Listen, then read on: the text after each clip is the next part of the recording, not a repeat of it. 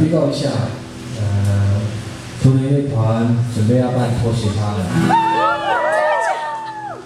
如果有朋友不知道的话，我是图腾乐团的主唱。拖鞋趴一定要回去的，不是为了赚钱的。朋友们啊，兄弟们之间一年一度的聚会的兄弟，好像很诡异啊。朋友啊，就是玩乐团。图腾乐团是我的生完的第一个乐团啊。其实我开始写比较多关于族语或者是关于原住民这样的创作，是从图腾乐团开始比较多。虽然图腾乐团现在没有唱片公司签约了，但我们还是秉持像以前一样玩团一样，就是纯粹玩音乐，不是为了什么事情这样子。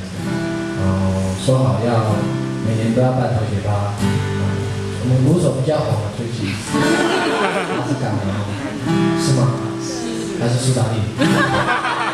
没有错吧？然后唱一首图腾乐团的歌，不去的话。